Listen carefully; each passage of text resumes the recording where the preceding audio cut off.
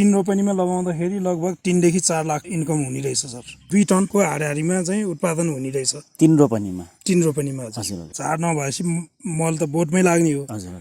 त्यसरी चाहिँ यसको फाइदा चाहिँ यो छ।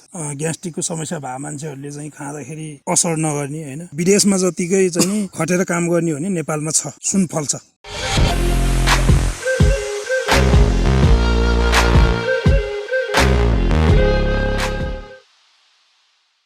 आदरणीय दर्शकबिन नमस्कार। पौरखीहरूको मनको कथा सुनाउने यस पुर्खौली टिभीमा यहाँलाई स्वागत छ र साथमा छु म हजुरकै प्रस्तुता प्रकाश तामाङ।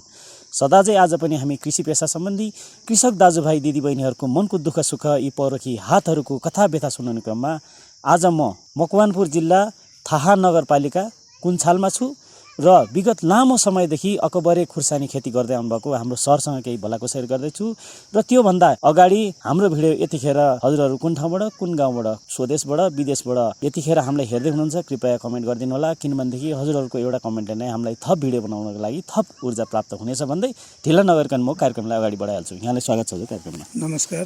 हजुरको परिचय? मेरो चाहिँ सुबिन गोपाली। हजुर। मकवानपुर जिल्ला थाहा नगरपालिका 1 कुञ्चाल। हजुर। यो टोलको नाम चाहिँ कुञ्चाल। कुञ्चाल। हजुर।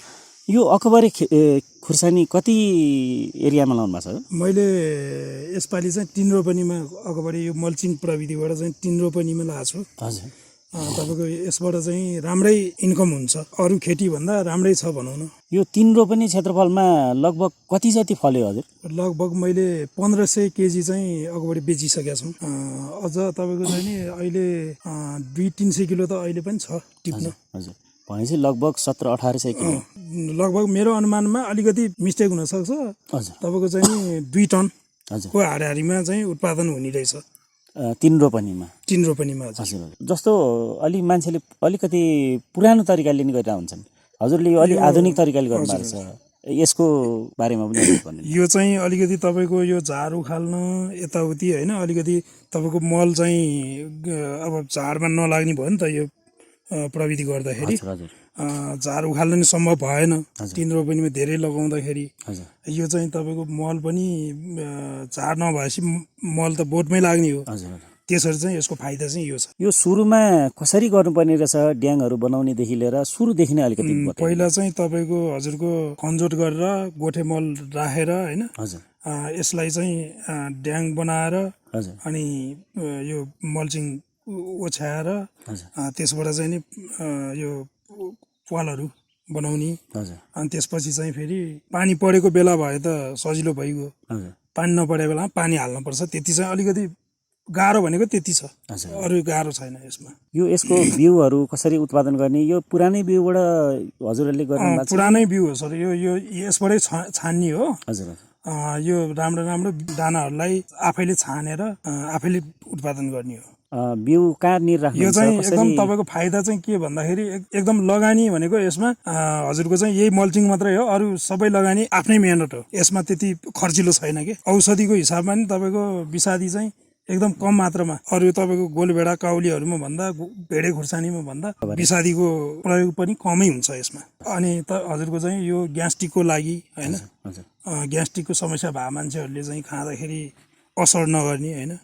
अब अचार पनि बनाउन सक्यो हजुरको चाहिँ नि, प्रत्येक छाकमा चाहिँ नि अब मिलाएर खान सकियो, त्यो छ यसको फाइदा छ। जस्तो अहिले वैदेशिक रोजगारीमा धेरै युवाहरू विदेशी रहनु भएको बेलामा हजुरले चाहिँ यसरी आफ्नो देशमा चाहिँ यसरी कृषि खेती गर्नुभएको छ, अकबरे खुर्सानी खेती गर्नुभएको छ, हजुरलाई यो सोच विचार कहाँदेखि आयो सर? यो यस्तो भयो, अलिकति व्यवहारिकताको हिसाबमा, अलिकति जिम्मेवारीको हिसाबमा, अब हामी पनि एउटा जिम्मेवारी युवाको हिसाबमा चाहिँ तपाईँको चाहिँ नि विदेश गइराख्दाखेरि अब छोराछोरीको भविष्य बिग्रिने, अब लापरवाही हिँडिदिने होइन, नपढिदिने। हाम्रो भनेको त छोराछोरीकै लागि भनेर हामी गइरह हुन्छौँ विदेश त, तर तपाईँको चाहिँ नि अब पैसा मात्रै सबै थोक होइन रहेछ। यहाँ बसेर चाहिँ नि एउटा नेपाली नागरिकको भूमिका भनौँ या युवाको भूमिका भनौँ न, त्यसको लागि पनि यो कृषि चाहिँ एकदम उपयुक्त र आवश्यक रहेछ। र पारिवारिक सामाजिक कार्यहरू पनि गर्न पाइयो, समाज सेवा पनि गर्न पाइयो, समाजमा बस्न पाइयो, दाजुभाइ आफन्त परिवार छरछिमेक सबैसँग चाहिँ भलाकुसारी गर्न नि पाइयो।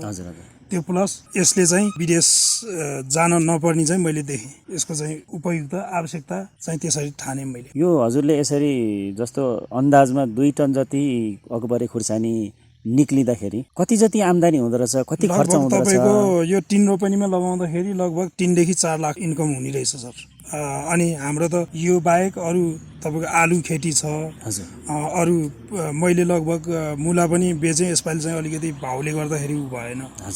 तपाईँको सबै गर्दाखेरि महिनाको लाख चाहिँ मैले यहाँ बसेर कमाउन सकेँ। महिनाकै लाख? हजुर, मेरो अलिकति अरू पेसा पनि छ, प्लस यो गर्दाखेरि चाहिँ तपाईँको महिनाको लाख चाहिँ मैले यहाँ बसेर कमाउन सफल भएको छु है। खुसी छु हजुर। ओहो, भनेपछि त हामीलाई पनि अझ अरू तपाईँको चाहिँ टाइमलाई मैले वेस्टेज नफालिकन अरू पनि गर्न सकिने रहेछ भनेर मैले त्यो सोचाइ पनि बनाइरहेको छु। भनेपछि त हजुर जस्तो एउटा सफल एउटा मेहनती कृषक सरसँग भेट्दाखेरि हामीलाई पनि एकदम खुसी लाग्यो। कृषि प्लस सामाजिक काममा पनि म एउटा चाहिँ सहकारीको अध्यक्ष पनि भएको छु। हजुर होइन, सामाजिक कार्य पनि गरिरहेको छु, कृषि पनि गरिरहेको छु। अर्को मेरो छुट्टै व्यवसाय पनि छ, म ट्र्याक्टर चलाउँछु। होइन, त्यो भएर म आनन्दै छु, खुसी छु सर। अनि बच्चाहरू पनि आफ्नो निगरानीमा भयो, परिवार, त्यो भएर एकदम खुसी छु। हजुर। अब यो अकबरे खुर्सानीको जस्तो यो मल्चिङ गर्दाखेरि पहिला सुरु सबै मलहरू मिलाएर हाल्नुपर्ने? पहिल्यै हाल्ने हो सर। यो पहिल्यै खनजोट गर्दाखेरि चाहिँ पहिला मलहरू मिलाएर हाल्ने, अनि पछि 1 लट मल हाल्नुपर्छ यसमा। त्यति हो, अरू केही गर्नु पर्दैन, त्यति खर्चिलो छैन। कति महिनामा कति समयमा फल्छ? यो चाहिँ तपाईँको लगभग 3 महिना 4 महिनामा फल्छ सर। हजुर, रोपेको 3-4 महिनामा फल्छ। हामीले यो चाहिँ वैशाख चैतको अन्तिममा रोप्या हो, साउनको अन्तिमतिर बिचमा टिप्न थाल्छ। अब यो अकबरे खुर्सानीको बजार कस्तो छ अनि बजार कहाँ लानुहुन्छ हजुरहरूले? बजार चाहिँ हामीले चाहिँ यो चाहिँ अहिले यता स्थानीय नै व्यापारीहरूलाई दिन्छौँ। हामी त्यति विज्ञापन गरेर त्यसरी बेचेका छैनौँ। यतैको स्थानीय व्यापारीलाई दिन्छौँ। उहाँहरूले अब कुनै फ्याक्ट्रीमा लानुहुन्छ होला, कुनै अब स्थानीय अब कस्टमरले चाहिँ अब स्थानीय बजारमा लगेर बेच्नुहुन्छ होला। हामीले चाहिँ स्थानीय व्यापारीहरूलाई नै दिन्छौँ विशेष गरी। हामीले यो अलिकति भनौँ न, अलिकति विज्ञापन यताउति गऱ्यौँ भने राम्रै होला जस्तो, अझ राम्रै भाउ पाउने रहेछ भन्ने चाहिँ लाग्यो। यसको स्वाद कस्तो छ, के छ बजारमा? यसको माग कतिको छ हजुर? यो माग त अब छ नै भन्नुपर्छ अहिलेलाई। होइन, हजुर हजुर, राम्रै छ। हजुर, त्यस्तो अहिले बिक्दै नबिक्ने होइन, त्यस्तो चाहिँ छैन। यो कुनै बेला त यहीँ तपाईँको चाहिँ नि यहीँ गाडी बाइक रोकेर पनि किन्न आउनुहुन्छ। हजुर हजुर। जस्तो हजुरले भन्नु जस्तै अहिले वैदेशिक रोजगारमा धेरै युवाहरू गइरहनु भएको छ, आउने जाने क्रम छ। अब यो वैदेशिक रोजगारबाट फर्केर देशमै कृषि गर्छु भन्ने होइन हजुर, यसरी नै अकबरे खुर्सानी खेती गर्छु भन्ने हाम्रो दाजुभाइ दिदीबहिनीहरूले आत्मनिर्भर हुन कतिको सकेला, कतिको आम्दानी होला? सकिन्छ। तपाईँको चाहिँ नि धेरै पनि गर्न पर्दैन। होइन, अब मैले चाहिँ के भन्न चाहन्छु भने वैदेशिक रोजगारमा जानुभएको दाजुभाइ दिदीबहिनीहरूलाई तपाईँहरू चाहिँ विदेश जान पर्दैन। 10-20 हजार 30 हजार 40 हजारको लागि विदेश जान पर्दैन। महिनाको लाखौँ चाहिँ नि यही इन्कम गर्न सकिन्छ। तर विदेशमा जतिकै चाहिँ नि खटेर काम गर्ने हो भने नेपालमा छ, सुन फल्छ भन्ने चाहिँ मेरो भनाइ छ। भनाइ पनि छ, हजुरले गरिरहेको छु सर। किनभने आफ्नो मेहनत, आफ्नो पाखुरा चाहिँ बलियो हुनु पर्यो, सकिन्छ। अझ मैले चाहिँ अब यसपालि चाहिँ मैले महिनाको लाख कमाएँ, अर्को वर्ष अब 1.5 लाख 2 लाख अब आफ्नो क्षमताले कति भ्याउँछ त्यो गर्ने सोचमा छु सर। अझ मेरो टाइम वेस्टेज गइरहेछ, त्यो टाइमलाई अझ सदुपयोग गर्छु भन्ने चाहिँ मेरो सोच छ। अघि हजुरले भन्नुभयो जस्तै हजुरले समाजमा पनि एउटा सामाजिक काम पनि सामाजिक कार्य पनि गरिरहेछ भन्नुभयो।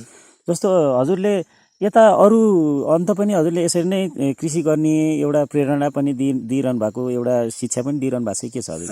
अब यस्तो हो, यो चाहिँ अब भेट्ने चिन्ने साथीभाइहरूलाई चाहिँ यो गर्दाखेरि हुने रहेछ, विदेश जान पर्दैन भनेर त भनिरहेको छु। अब त्यो एउटा हिसाबमा चाहिँ अब भनौँ न, अलिकति समूहगत हिसाबमा चाहिँ भन्न सकिरहेको होइन, त्यो पनि गरौँला। र अहिले म चाहिँ एउटा जिम्मेवारी व्यक्ति भएको नाताले चाहिँ त्यो पनि बिस्तारै मैले चाहिँ शिक्षाहरू चाहिँ बिस्तारै साथीभाइहरूलाई चाहिँ प्रस्तुत गर्छु। मेरो क्षमता कला त्यो चाहिँ प्रदर्शन गर्छु भन्ने चाहिँ मेरो सोच छ। यो अकबरे खुर्सानीको बिउ हजुर होइन हजुर, यो बिउ कहाँदेखि ल्याउनुहुन्छ अनि यो बिउले चाहिँ कुन बिउ कस्तो खालको बिउहरू राम्रो हुन्छन्? यो चाहिँ हजुरको आफूलाई जुन जुन मन पर्यो त्यही छान्ने हो होइन। हजुर यस्तैमा टिपेर छान्ने हो। यो हजुर कहीँबाट ल्याउनु पर्दैन, यही आफ्नै बोटमा फल्ने हो। काम नलागेको आफूलाई मन नपरेको बेच्ने हो, मन परेको चाहिँ बिउ आफैले छानेर लिने हो। यसमा कुनै किन्न पर्ने तपाईँको चाहिँ नि जापानबाट अन्तबाट ल्याउनु पर्ने आवश्यक छैन अकबरेमा चाहिँ। हजुर हजुर त्यो चाहिँ छ। हजुर अब प्रायः जस्तो चाहिँ राम्रो खालको अकबरेको बिउ खोजीमा पनि हुनुहुन्छ नि त, त्यो हिसाबले भन्नु खोजेँ मैले। मेन कुरो चाहिँ मेन कुरो चाहिँ अब आफैले छान्नुपर्छ बिउ चाहिँ। हजुर आफैले कुन बोट चाहिँ धेरै टिकेको छ होइन, कुन बोटमा धेरै फलेको छ, त्यो हिसाबको आफैले छान्ने हो। आफूले लगाएपछि आफूले छान्ने हो। हजुर यो बिउलाई कसरी पछि बिरुवा त्यो जुन रोप्ने बेलामा चाहिँ कसरी तपाईँहरूले त्यसलाई चाहिँ एउटा स्टोर गरेर राख्नुहुन्छ, कसरी त्यो? यो चाहिँ हामीले यो पहिला सुरुमा चाहिँ यो भयो होइन। हजुर हजुरको चाहिँ यो बोटलाई दुई तरिकाले गर्न सकिन्छ। एउटा चाहिँ हातैले यसलाई यो बोक्रा जति निकालेर फ्यालेर नि गर्न सकियो।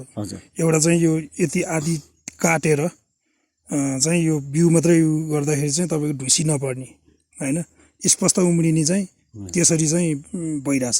हजुर यो चाहिँ हजुर यो अहिले चाहिँ के चलन छ भन्दाखेरि हजुरको यहाँको स्थानीयले चाहिँ तपाईँको यहाँबाट चाहिँ सियो घुसाडेर यसलाई चाहिँ राख्ने चलन छ। डल्लै के उनेर उनेर राख्ने चलन छ। तर हामीले चाहिँ त्यो गरेको छैन। हामीले चाहिँ अलिकति तपाईँको बिउको उसमा चाहिँ टुसी नपरोस् भनेर चाहिँ सिधै यो बोक्रा काटेर बिउ दाना मात्रै सुकाएर चाहिँ राखिरहेछ। अहिले हजुरले हेर्न पनि सक्नुहुन्छ। हजुर हजुर हुन्छ, हामी भिडियोमा देखाउँछौँ।